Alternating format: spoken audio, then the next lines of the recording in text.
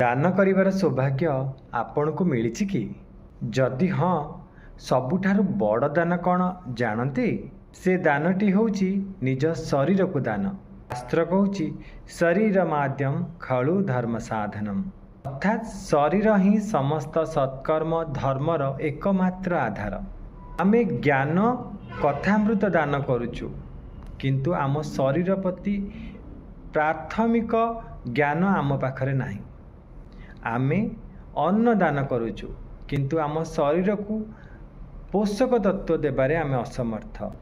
ଆମେ ଜଳଦାନର ଶିବିର ଲଗାଉଛୁ, କିନ୍ତୁ ଆମ ଶରୀର ମରୁଭୂମି ପାଲଟିଲାଣି। ଆମେ ଭଗବାନଙ୍କ ପାଇଁ ଭବ୍ୟ ମନ୍ଦିର ନିର୍ମାଣ କରୁଛୁ, କିନ୍ତୁ ଆମ ହୃଦୟ ରୂପକ ମନ୍ଦିରରେ ଯେଉଁ ଭଗବାନ ବସିଛନ୍ତି ସିଏ ଏକ ଭଗ୍ନ ରୁଗ୍ନ ମନ୍ଦିରରେ ନିବାସ କରୁଛନ୍ତି।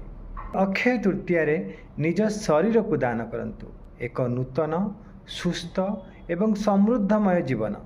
ଆପଣ ଯେବେ ନିଜର ଯତ୍ନ ନେବା ଆରମ୍ଭ କରିବେ, ସେତେବେଳେ ଆପଣଙ୍କ ଭଣ୍ଡାର ଅକ୍ଷୟ ହୋଇଯିବ। କାରଣ ସୁସ୍ଥ ଶରୀର ହିଁ ଅନେକ ସମ୍ଭାବନାର ଜନକ ହୋଇଥାଏ।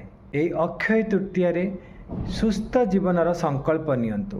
ଆମ ତରଫରୁ ଆୟୋଜନ ହେବାକୁ ଯାଉଥିବା ବିଶେଷ କାର୍ଯ୍ୟକ୍ରମରେ ଯୋଗଦାନ କରନ୍ତୁ।